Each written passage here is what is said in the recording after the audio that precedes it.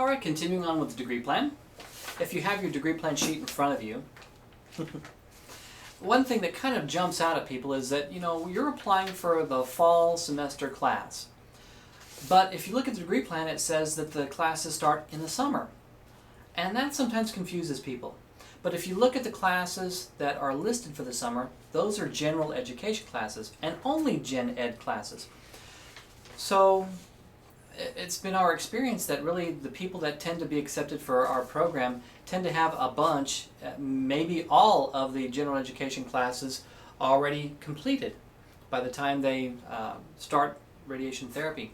So given that these classes that say the summer first year are general education stuff, those are things that you've probably already taken or have gone a long way towards taking these classes. So we really are accepting students to begin major radiation therapy specific major classwork beginning in the fall semester of each year. So kind of forget about the summer thing, just concentrate on taking some general education classes ahead of time, as many as you're able to, and we'll talk about how that can help you be accepted in the program more easily a bit later on.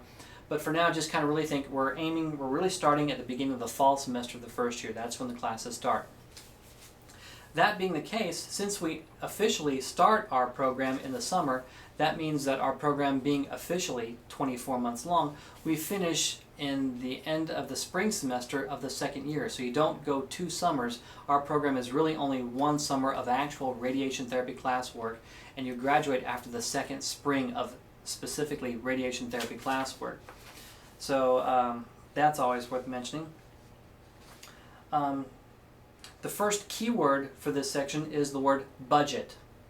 Budget. I highly recommend, by the way, that students that get accepted into the program or are really aiming towards acceptance in the program complete their general education classes no later, or plan to complete them by no later than the spring semester, end of the spring semester of the first year of the program. If you still have general education classes left after that time, it really becomes very problematic trying to find times to be able to take those classes that don't conflict with your other radiation therapy specific stuff, or you're driving back and forth from clinics and stuff like that. So it's nearly impossible to get classes worked in if you don't have them finished by the end of the spring semester of the first year. I even recommend students finish them up by the end of the fall semester of the first year, if humanly possible. Certain people may not be in a position to do that. I understand that, and we'll kind of try to work with that.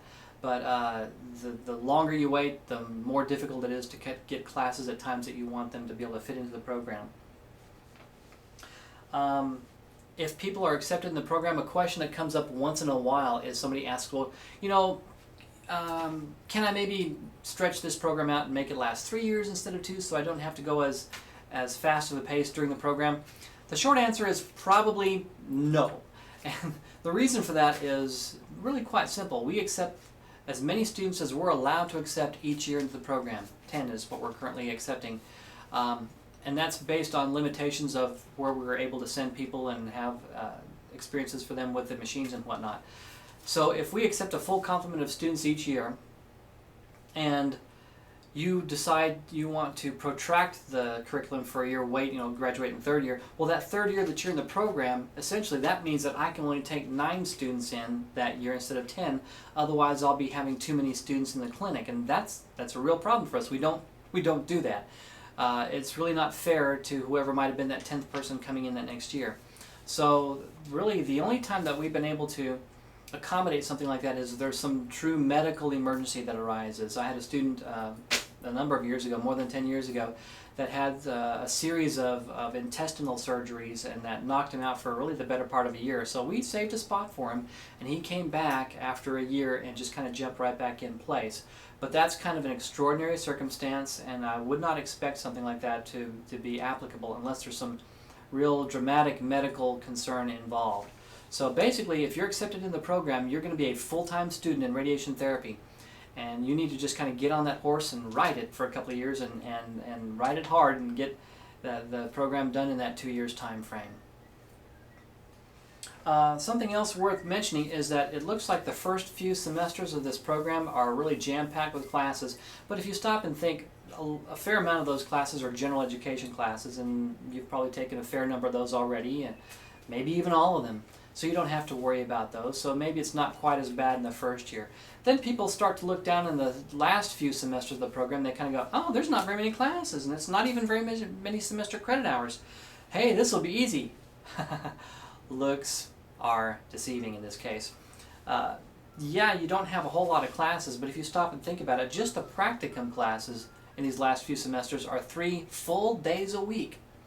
Then you have the really hardcore radiation therapy specific classes that are very time demanding in those times, and they'll really keep you busy. So you will feel like a full-time student. Regardless of what this says in terms of your semester credit hour load, you're going to feel very much like a full-time student all the way through, and things actually feel even much more jam-packed in the second year of the program. So do kind of keep that in mind. It's going to be very busy. We're going to keep you on your toes, really the whole time that you're in the program. One problem that sometimes creates for some students is if they need to maintain a certain number of credit hours in order to maintain scholarships or whatever, then sometimes students on top of the already seemingly full load of radiation therapy information, though credit hour-wise it doesn't look that way, you might have to take racquetball or some other classes to kind of fill in the gaps to maintain your credit hours, to maintain scholarships, if you're in a position like that. Your last keyword for this section, and in fact the last thing to mention for this section, is your keyword scarecrow. So next we're going to move on to the radiation therapy admission procedures page.